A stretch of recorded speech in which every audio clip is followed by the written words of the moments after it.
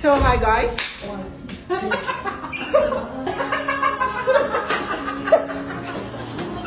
For the room. Beshi, wow.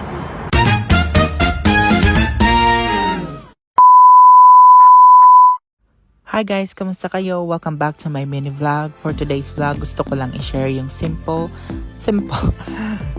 dinner bonding namin with family and friends sa hotel. One of our friends nag-book ng room and niyaya niya kami to join, kaya samahan niyo kami sa kwentuhan, kainan at konting selebrasyon. So, kinuha lang namin yung key card at saka dumiretso na rin kami sa elevator.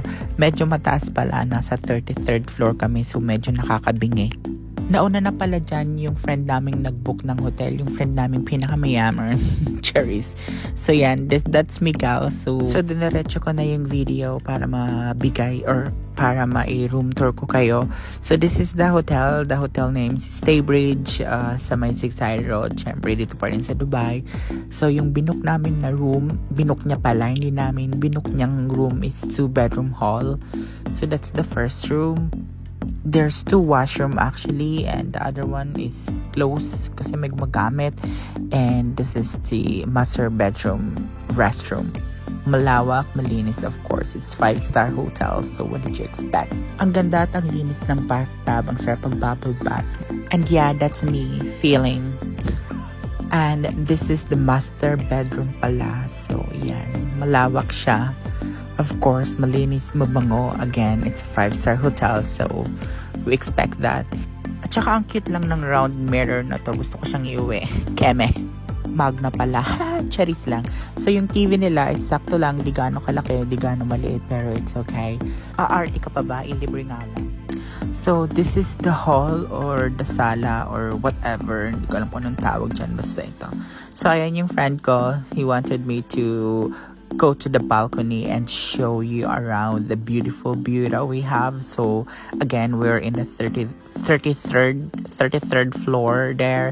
So ayan yung view from the app. You can see the Burj Khalifa in there, and this area is the Sheikh Zayed Road. So this beautiful skyscraper is just so stunning. Ganyan po talaga yung mga building or mga structure dito sa Dubai. Napakalalaki at napakatataas. So after ko kayong i-tour, ito naman for the cooking show na ulit.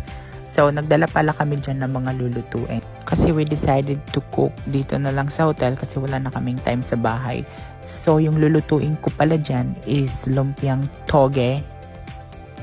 Tas super struggle pa ako dito sa lutuan na to.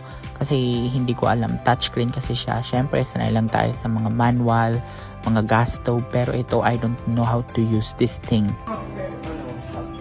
Okay. I'll do this.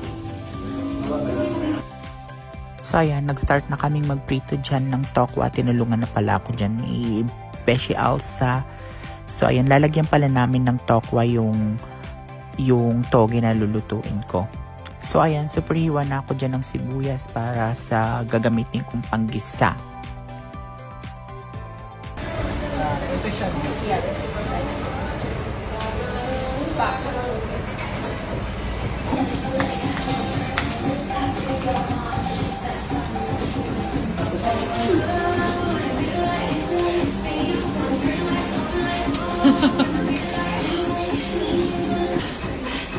Pak.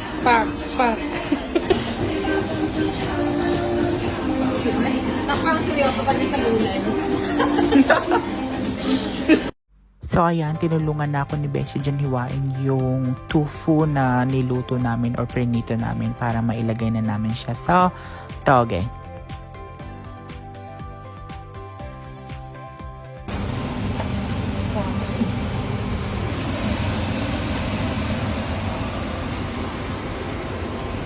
Ay!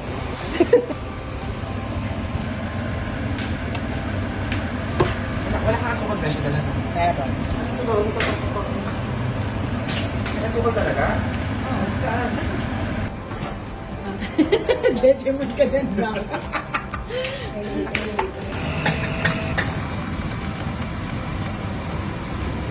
Caesar? Ay, ganyan talaga siya. Magkano bang star? Wala, 2 dirhams, gano'n. Yan. Pag yung sahod mo na, ibang ano. Kasi organic ba yan? Yes, this is organic and vegan. This is Anong oil ang ginamit? vegan. 2 cubes of ice. Oh. Ganun parang ganda ng Actually, sinet up ko yan siya professional. Ay! Ano pa?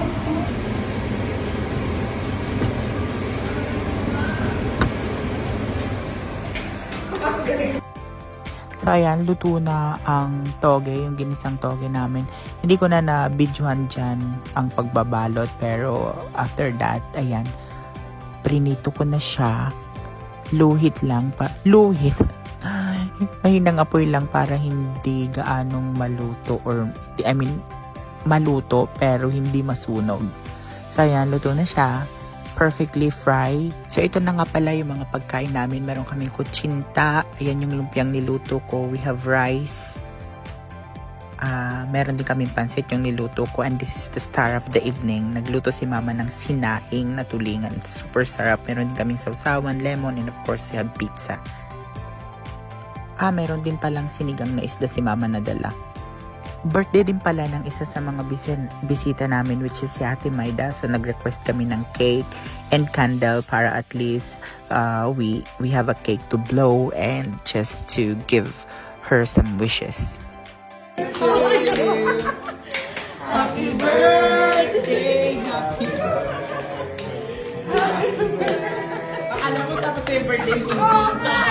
Happy birthday today! Wala pala 25th birthday ka. Diba? Salamat, Rishuna. Thank you po. Hindi niya alam. So ayan na, we just gathered all together to enjoy and to eat, and just want to say thank you God for giving us this food. I hope that you bless this food and give us all the nutrients as we consume this food. Amen.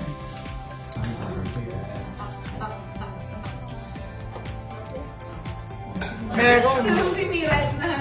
Happy Fiesta. Happy birthday. Ayun ko na.